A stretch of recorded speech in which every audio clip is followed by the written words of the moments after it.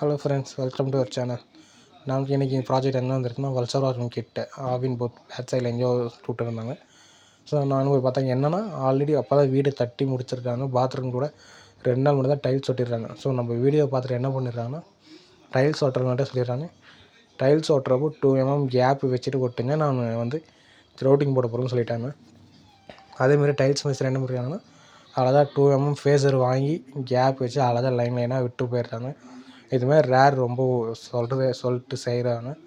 அழகாக பண்ணிட்டு 3 பாத்ரூம் சொல்லியிருந்தாங்க. 3 பாத்ரூமும் 2 mm ஃபேஸ் ரெஸ்ட்டு தான் போயிருந்தாங்க. க்ளீன் பண்ணிட்டு அழகாக பண்ணிட்டு போயிருந்தாங்க. எங்களை கூப்பிட்டு க்ரௌட்டிங் மட்டும் நீங்கள் போட்டால் போதும், எல்லாமே கரெக்டாக இருக்குது. புது பாத்ரூமாக இது ஜாயிண்ட்டை தர பண்ணுற வேலையே இல்லைன்னாங்க. சரி நானும் ஓகேன்னு சொல்லிட்டோம். க்ரௌட்டிங் கேட்டால் வேணுமானா க்ரௌட்டிங் இல்லையா மெட்டீரியல் வாங்கிட்டு வர சொல்லிட்டாங்க. நானே வாங்கிட்டு போய் கொடுத்தா 3 பிளாக் கலரே போட சொல்லிட்டாங்க.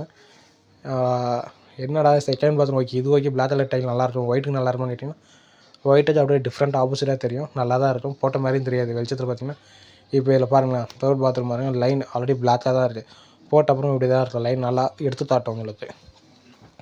அதனால் நானும் அதான் ரெக்கமெண்ட் பண்ணேன், பிளாக் வாங்கி போட்டுடலாம் போகிறதா இருந்தால். இல்லை ஒயிட் போட்டிங்கன்னா அழுத்த ஃப்யூச்சரில் சொன்னேன். சரி அவனும் ஓகேன்ட்டாங்க. பார்த்தீங்கன்னா இது திரும்ப ஃபஸ்ட் பாத்ரூம் காட்டுறேன். இது என்னென்னா க்ரௌட்டிங்லாம் போட்டு முடிச்சதுக்கு அப்புறம் உங்களுக்கு அந்த ஸ்டார்டிங் ஒன் பை ஒன்னாக திரும்ப காட்டுறேன்.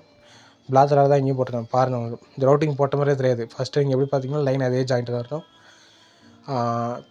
திரும்ப சொல்கிறது எல்லா கஸ்டமரும் புதுசாக யாருன்னா வீட்டு கட்ட வந்து ஸ்டார்டிங்கே இது போட்டுருங்க, செலவு அதிகமாகிடும் ரொம்ப.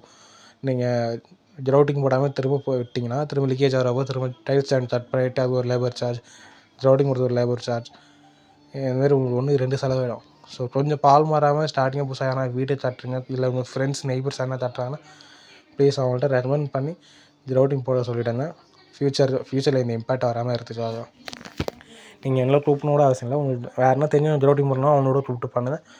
பட் ப்ளீஸ் கண்டிப்பாக பண்ணிவிட்டு இதுக்கப்புறம் புது வீட்டுக்கு எல்லாத்தையும் பண்ணிவிட்டா உங்களுக்கு சேஃப்டி தான் சொல்கிறோம். ஸோ இப்போ தான் செகண்ட் பாத்ரூம், இதுக்கும் க்ரௌட்டிங் போட்டு பண்ணியிருக்கேன் பாருங்கள்.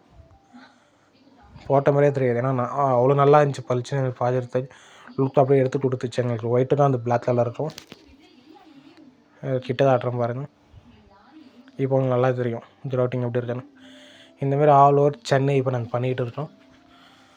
மோஸ்ட்டாக சென்னையில் நிறையா ஏரியா கவர் பண்ணிட்டோம். இப்போதைக்கு நாங்கள் சாட்டர்டே சண்டே தான் ஃப்ரீ டைமாக இருக்குது, அந்த மாதிரி தான் ஒர்க் பண்ணிகிட்டு இருக்கோம்.